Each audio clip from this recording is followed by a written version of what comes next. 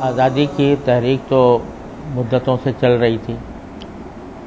اور اس میں ہر طبقہ خیال کے لوگ، خاص طور سے مسلمانوں نے بڑا کردار ادا کیا، لیکن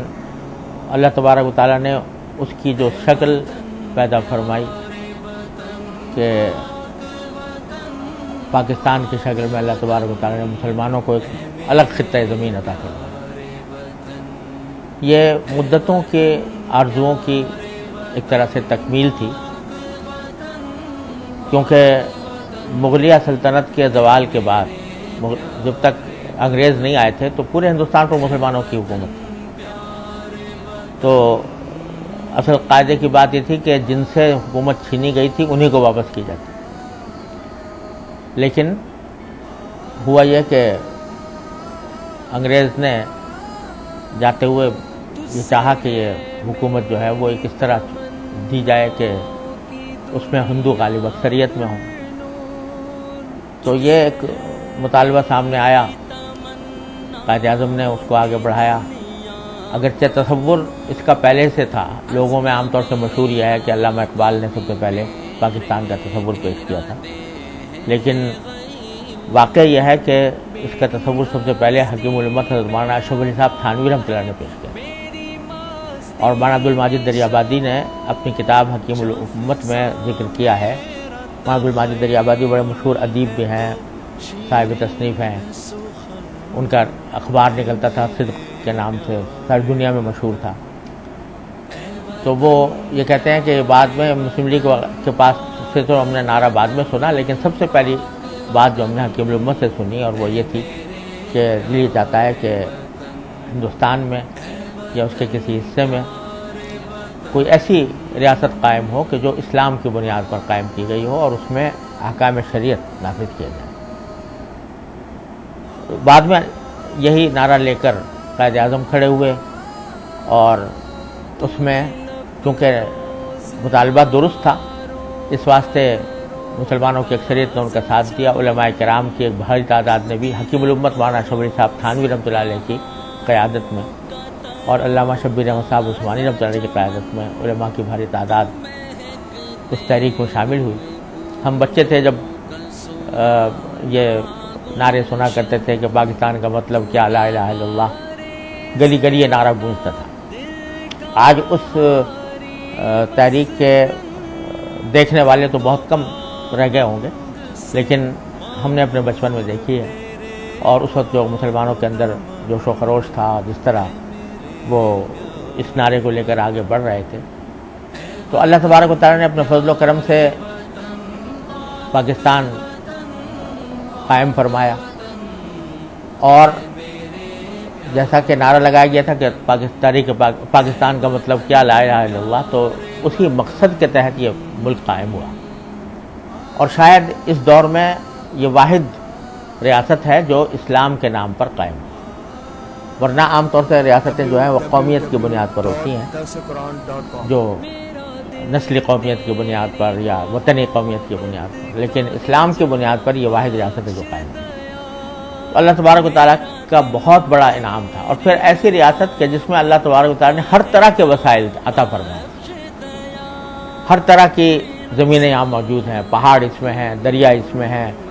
صحرا اس میں ہیں، ریگستان اس میں ہیں، سبزہ اس میں ہیں، ہر طرح کی پیداوار اللہ تعالیٰ نے عطا فرمائی ہے۔ تو بہت بڑی نعمت اللہ نے دی، لیکن واقعہ یہ ہوتا ہے کہ اللہ تعالیٰ کی طرف سے جتنی بڑی نعمت ہوتی ہے تو اتنا ہی بندے کے اوپر اس کا شکر واجب ہوتا ہے، اور اگر آدمی چھوٹی نعمت کی ناقدری کرے تو اس کا بھی وبال ہے، لیکن ایک اتنی بڑی نعمت اس کی ناقدری کرے تو اس کا وبال بھی بڑا سخت ہے۔ لہذا اصل بات یہ تھی کہ پاکستان بننے کے بعد ہم اس مقصد کی طرف متوجہ ہوتے جس کے لیے پاکستان بنایا گیا تھا، لیکن ہماری شامت اعمال یہ ہے کہ ہم مختلف نعروں کے پیچھے چل پڑے، مختلف مقاصد کو حاصل کرنے کے لیے سرگرداں ہو گئے، تو اس کی وجہ سے ہم ابھی تک اس منزل تک نہیں پہنچ سکے جس منزل کے لیے پاکستان بنایا گیا۔ لیکن اس کے باوجود الحمدللہ پاکستان موجودہ حالت میں بھی اس کے رہنے والوں کے لیے ایک بہت بڑی نعمت ہے، اب بھی بہت بڑی نعمت ہے۔ اور پیغام یہ ہونا چاہیے، ہر ایک مسلمان کو یہ پیغام جانا چاہیے، خاص طور سے جب یوم آزادی مناتے ہیں تو اس وقت میں خاص طور پر، کہ ہر ایک انسان یہ سوچے کہ اگر فرض کرو کہ پاکستان نہ بنتا تو اس کا کیا حال ہوتا، وہ کہاں ہوتا، کس کی غلامی میں ہوتا، کیا صورتحال ہوتی۔ اللہ تبارک و تعالیٰ نے یہ نعمت عطا فرمائی ہے تو اس کا شکر یہ ہے کہ اس کے احکام کی اطاعت کی جائے، اور اس پاکستان کو صحیح معنی میں پاکستان بنانے کے لیے ضروری ہے کہ جس بنیاد پر وہ قائم ہوا تھا اسی بنیاد کو سب سے اول اہمیت دی جائے، کہ وہ کیا ہے، انما المؤمنون اخوہ، کہ سارے مسلمان بھائی بھائی ہیں۔ لہذا جو تعصبات ہیں، چاہے وہ لسانی تعصبات ہوں، چاہے وہ فرقہ وارانہ تعصبات ہوں، مسلکی تعصبات ہوں، ان کو بالائے طاق رکھ کر اس مملکت کو صحیح معنی میں ایک اسلامی ریاست بنانے کی جد و جہد کریں، اور اس کا راستہ بند نہیں ہے، کھلا ہوا ہے۔ اور اگر ہم میں سے ہر ایک شخص اپنی زندگی کو اللہ تعالیٰ کے اور اللہ کے رسول صلی اللہ علیہ وسلم کے احکام کے مطابق بنائے اور اس بات کی جد و جہد کرے کہ ہمارا معاشرہ بھی اسی مقصد کے تحت آگے چلے، تو کچھ بعید نہیں ہے کہ اللہ تبارک و تعالیٰ وہ خواب جو ہمارے بزرگوں نے دیکھا تھا اس کی تعبیر ہمارے سامنے آ گئی۔ تو انشاءاللہ جوں اس مقصد کے تحت قدم بڑھائے جائیں گے، اللہ تعالیٰ کی طرف سے انشاءاللہ مدد ہوگی۔ اب بھی اگر موازنہ کیا جائے پاکستان کا، باوجود اپنے تمام خرابیوں کے، دوسرے ممالک کے ساتھ اگر موازنہ کیا جائے تو الحمدللہ اب بھی بسا غنیمت ہے، اور اب بھی اللہ تبارک و تعالیٰ کی رحمت سے ہم دوسرے ملکوں کے مقابلے میں بہتر پوزیشن میں ہیں۔ اس کو مزید بہتر بنانے کی ضرورت ہے، اس کی جو بنیاد ہے اس کی طرف متوجہ ہونے کی ضرورت ہے۔ اللہ اور اس کے رسول صلی اللہ علیہ وسلم سے بغاوت چھوڑ کر اللہ اور اس کے رسول صلی اللہ علیہ وسلم کے احکام کی طرف چلنے کی ضرورت ہے۔ یہ ہوگا تو انشاءاللہ ہمارے قدم بڑھتے جائیں گے۔ مایوسی کی کوئی وجہ نہیں ہے، مایوسی پھیلانا بھی بڑی غلط بات ہے،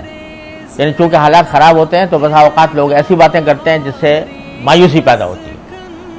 مایوسی ایک مسلمان کا شیوا نہیں ہے۔ مسلمان کا شیوا یہ ہے کہ اگر کوئی خرابی ہے تو اس خرابی کو بہتر بنانے کی کوشش کرے اور آخر دم تک کرتا رہے۔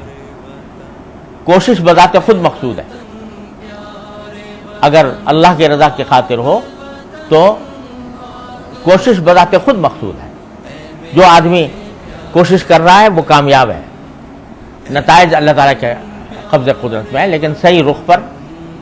اے وطن پیارے وطن، پاک وطن، پاک وطن، اے میرے پیارے وطن، اے وطن پیارے وطن۔